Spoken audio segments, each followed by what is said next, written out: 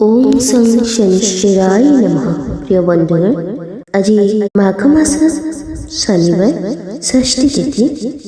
शनिदेव हिंदू धर्म न्याय एवं कर्मफल देवता अटंती, जी सूर्यदेवकर पुत्र एवं छाया देवीकर गर्भरु जन्म होइतिले, जी कठोर परिश्रम अनुशासन एवं न्यायर प्रतीक अटंती, जी व्यक्तिर भल कर्मर फल देइथांती एवं खराब कर्म पई दंडित करथांती।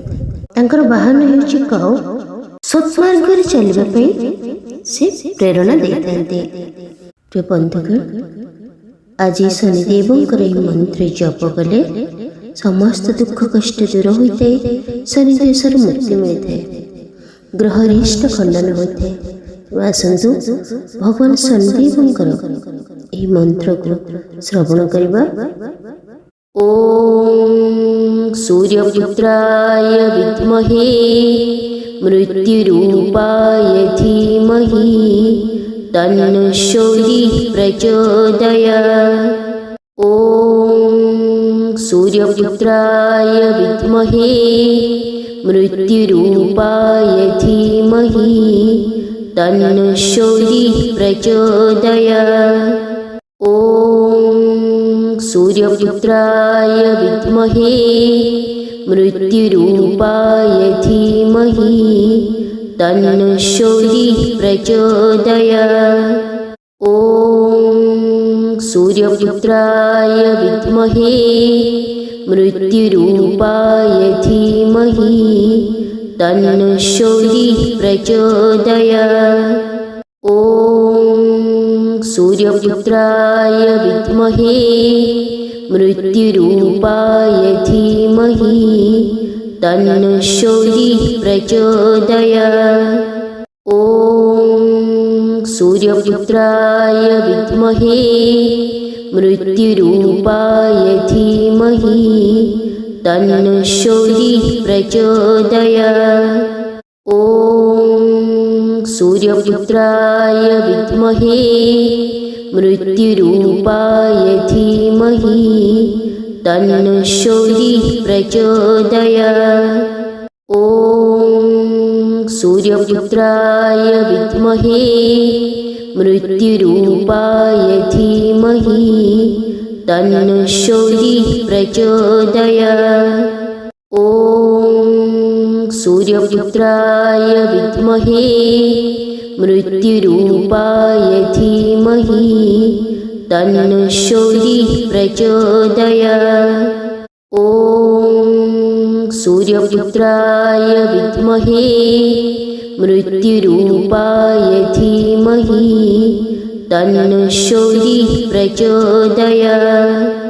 ओम सूर्यपुत्राय विद्महे मृत्युरूपाय धीमहि तन्नो शौरिः प्रचोदयात्। ओम सूर्यपुत्राय विद्महे मृत्युरूपाय धीमहि तन्नो शौरिः प्रचोदयात्। ओम सूर्यपुत्राय विद्महे मृत्युरूपाय धीमहि तन्नो शौरिः प्रचोदयात्। ओम सूर्यपुत्राय विद्महे मृत्युरूपाय धीमहि तन्नो शौरिः प्रचोदयात्। ओम सूर्यपुत्राय विद्महे मृत्युरूपाय धीमहि तन्नो शौरिः प्रचोदयात्। ओम सूर्यपुत्राय विद्महे मृत्युरूपाय धीमहि तन्नो शौरिः प्रचोदयात्। ओम सूर्यपुत्राय विद्महे मृत्युरूपाय धीमहि तन्नो शौरिः प्रचोदयात्। ओम सूर्यपुत्राय विद्महे मृत्युरूपाय धीमहि ധീമഹി തന്നോ ശൗരിഃ പ്രചോദയാത്. ഓം സൂര്യപുത്രായ വിദ്മഹേ മൃത്യുരൂപായ ധീമഹി തന്നോ ശൗരിഃ പ്രചോദയാത്. ഓം സൂര്യപുത്രായ വിദ്മഹേ മൃത്യുരൂപായ ധീമഹി തന്നോ ശൗരിഃ പ്രചോദയാത്. ഓം സൂര്യപുത്രായ വിദ്മഹേ മൃത്യുരൂപായ ധീമഹി തന്നോ ശൗരിഃ പ്രചോദയാത്. ഓം സൂര്യപുത്രായ വിദ്മഹേ മൃത്യുരൂപായ ധീമഹി തന്നോ ശൗരിഃ പ്രചോദയാത്.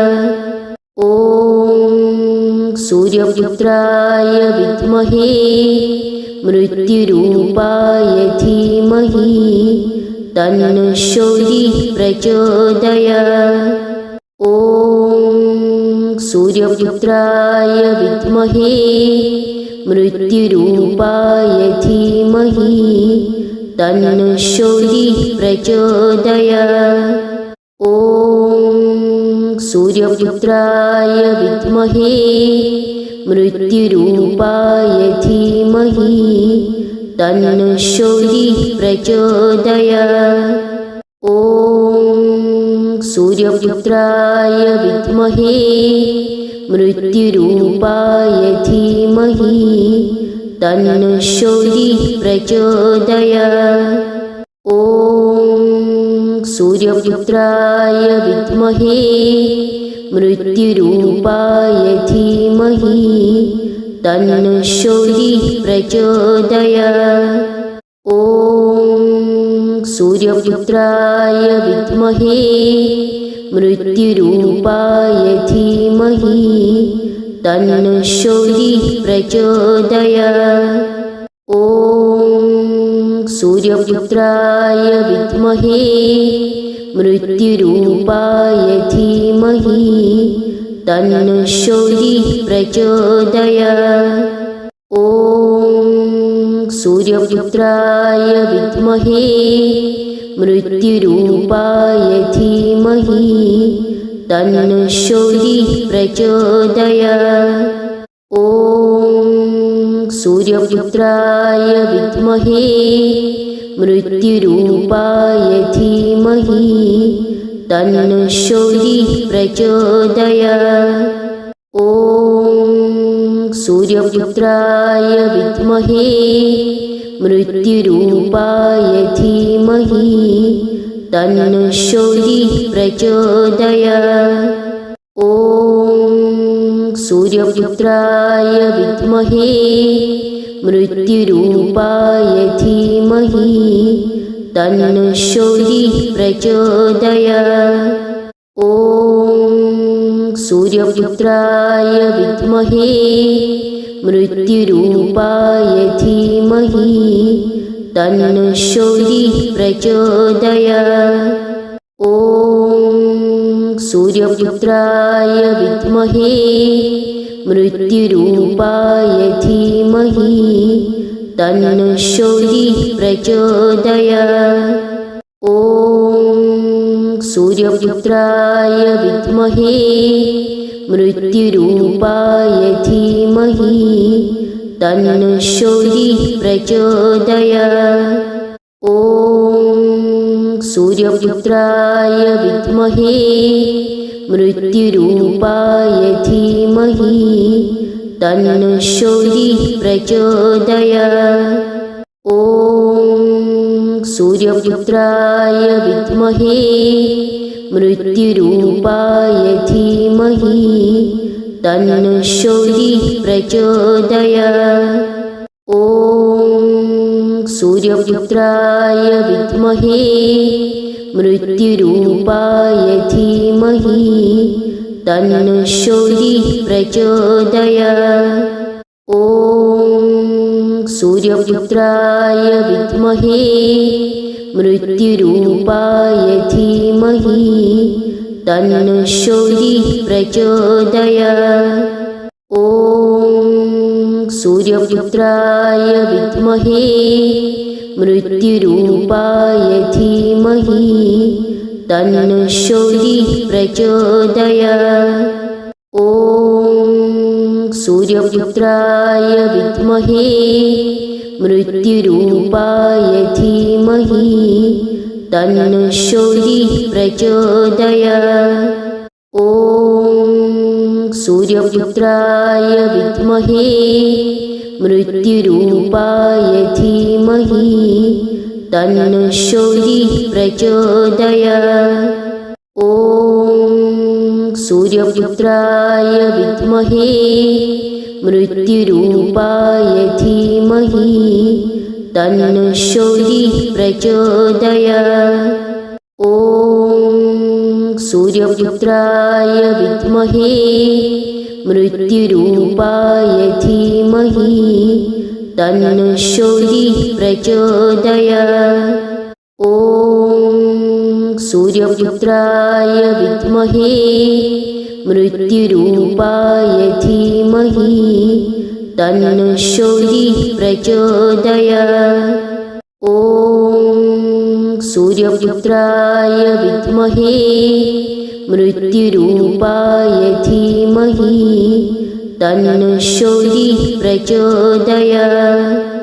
ॐ सूर्यपुत्राय विद्महे मृत्युरूपाय धीमहि तन्नो शौरिः प्रचोदयात्। ॐ सूर्यपुत्राय विद्महे मृत्युरूपाय धीमहि तन्नो शौरिः प्रचोदयात्। ॐ सूर्यपुत्राय विद्महे मृत्युरूपाय धीमहि तन्नो शौरिः प्रचोदयात्।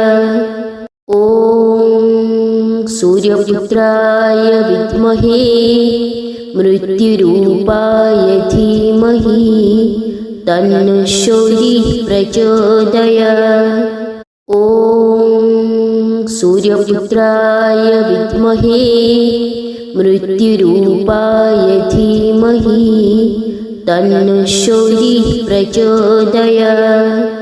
ॐ सूर्यपुत्राय विद्महे मृत्युरूपाय धीमहि तन्नो शौरिः प्रचोदयात्।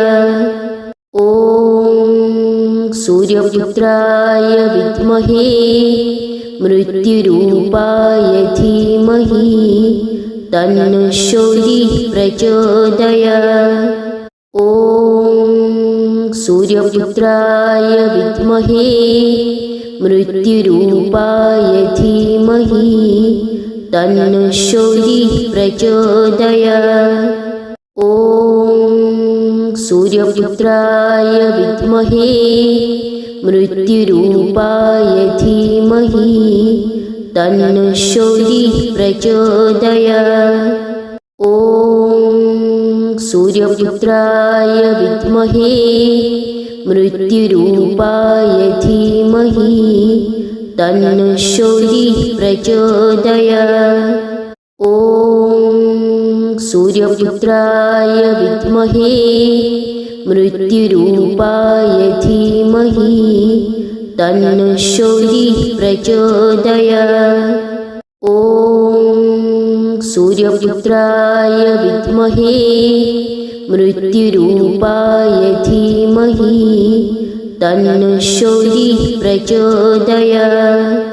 ॐ सूर्यपुत्राय विद्महे मृत्युरूपाय धीमहि तन्नो शौरिः प्रचोदयात्। ॐ सूर्यपुत्राय विद्महे मृत्युरूपाय धीमहि तन्नो शौरिः प्रचोदयात्। ॐ सूर्यपुत्राय विद्महे मृत्युरूपाय धीमहि तन्नो शौरिः प्रचोदयात्। ॐ सूर्यपुत्राय विद्महे मृत्युरूपाय धीमहि तन्नः शौरिः प्रचोदयात्। ॐ सूर्यपुत्राय विद्महे मृत्युरूपाय धीमहि तन्नः शौरिः प्रचोदयात्। ॐ सूर्यपुत्राय विद्महे मृत्युरूपाय धीमहि तन्नः शौरिः प्रचोदयात्। ॐ सूर्यपुत्राय विद्महे मृत्युरूपाय धीमहि तन्नः शौरिः प्रचोदयात्। ॐ सूर्यपुत्राय विद्महे मृत्युरूपाय धीमहि तन्नः शौरिः प्रचोदयात्। ॐ सूर्यपुत्राय विद्महे मृत्युरूपाय धीमहि तन्नः शौरिः प्रचोदयात्। ॐ सूर्यपुत्राय विद्महे मृत्युरूपाय धीमहि तन्नः शौरिः प्रचोदयात्। ॐ सूर्यपुत्राय विद्महे मृत्युरूपाय धीमहि तन्नः शौरिः प्रचोदयात्। ॐ सूर्यपुत्राय विद्महे मृत्युरूपाय धीमहि तन्नः शौरिः प्रचोदयात्। ॐ सूर्यपुत्राय विद्महे मृत्युरूपाय धीमहि तन्नः शौरिः प्रचोदयात्। ॐ सूर्यपुत्राय विद्महे मृत्युरूपाय धीमहि तन्नः शौरिः प्रचोदयात्। ॐ सूर्यपुत्राय विद्महे मृत्युरूपाय धीमहि तन्नः शौरिः प्रचोदयात्। ॐ सूर्यपुत्राय विद्महे मृत्युरूपाय धीमहि तन्नः शौरिः प्रचोदयात्। ॐ सूर्यपुत्राय विद्महे मृत्युरूपाय धीमहि तन्नः शौरिः प्रचोदयात्। ॐ सूर्यपुत्राय विद्महे मृत्युरूपाय धीमहि तन्नः शौरिः प्रचोदयात्।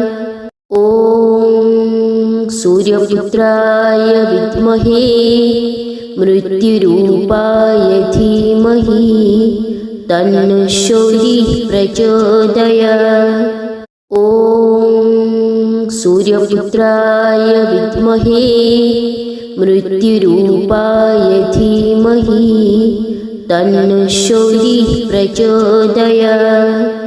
ॐ सूर्यपुत्राय विद्महे मृत्युरूपाय धीमहि तन्नः शौरिः प्रचोदयात्। ॐ सूर्यपुत्राय विद्महे मृत्युरूपाय धीमहि तन्नः शौरिः प्रचोदयात्। ॐ सूर्यपुत्राय विद्महे मृत्युरूपाय धीमहि तन्नः शौरिः प्रचोदयात्। ॐ सूर्यपुत्राय विद्महे मृत्युरूपाय धीमहि तन्नः शौरिः प्रचोदयात्। ॐ सूर्यपुत्राय विद्महे मृत्युरूपाय धीमहि तन्नः शौरिः प्रचोदयात्। ॐ सूर्यपुत्राय विद्महे मृत्युरूपाय धीमहि तन्नो शौरिः प्रचोदयात्। ॐ सूर्यपुत्राय विद्महे मृत्युरूपाय धीमहि तन्नो शौरिः प्रचोदयात्। ॐ सूर्यपुत्राय विद्महे मृत्युरूपाय धीमहि तन्नो शौरिः प्रचोदयात्। ॐ सूर्यपुत्राय विद्महे मृत्युरूपाय धीमहि तन्नो शौरिः प्रचोदयात्। ॐ सूर्यपुत्राय विद्महे मृत्युरूपाय धीमहि तन्नो शौरिः प्रचोदयात्। ॐ सूर्यपुत्राय विद्महे मृत्युरूपाय धीमहि तन्नो शौरिः प्रचोदयात्। ॐ सूर्यपुत्राय विद्महे मृत्युरूपाय धीमहि तन्नो शौरिः प्रचोदयात्। ॐ सूर्यपुत्राय विद्महे मृत्युरूपाय धीमहि तन्नो शौरिः प्रचोदयात्।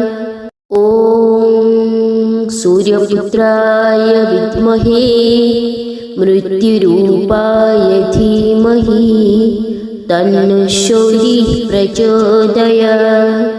ॐ सूर्यपुत्राय विद्महे मृत्युरूपाय धीमहि तन्नो शौरिः प्रचोदयात्। ॐ सूर्यपुत्राय विद्महे मृत्युरूपाय धीमहि तन्नो शौरिः प्रचोदयात्। ॐ सूर्यपुत्राय विद्महे मृत्युरूपाय धीमहि तन्नो शौरिः प्रचोदयात्। ॐ सूर्यपुत्राय विद्महे मृत्युरूपाय धीमहि तन्नो शौरिः प्रचोदयात्। ॐ सूर्यपुत्राय विद्महे मृत्युरूपाय धीमहि तन्नो शौरिः प्रचोदयात्। ॐ सूर्यपुत्राय विद्महे मृत्युरूपाय धीमहि तन्नो शौरिः प्रचोदयात्। ॐ सूर्यपुत्राय विद्महे मृत्युरूपाय धीमहि तन्नो शौरिः प्रचोदयात्। ॐ सूर्यपुत्राय विद्महे मृत्युरूपाय धीमहि तन्नो शौरिः प्रचोदयात्। ॐ सूर्यपुत्राय विद्महे मृत्युरूपाय धीमहि तन्नो शौरिः प्रचोदयात्। ॐ सूर्यपुत्राय विद्महे मृत्युरूपाय धीमहि तन्नो शौरिः प्रचोदयात्। ॐ सूर्यपुत्राय विद्महे मृत्युरूपाय धीमहि तन्नो शौरिः प्रचोदयात्। ॐ सूर्यपुत्राय विद्महे मृत्युरूपाय धीमहि तन्नो शौरिः प्रचोदयात्। ॐ सूर्यपुत्राय विद्महे मृत्युरूपाय धीमहि तन्नो शौरिः प्रचोदयात्। ॐ सूर्यपुत्राय विद्महे मृत्युरूपाय धीमहि तन्नः शौरिः प्रचोदयात्। ॐ सूर्यपुत्राय विद्महे मृत्युरूपाय धीमहि तन्नः शौरिः प्रचोदयात्।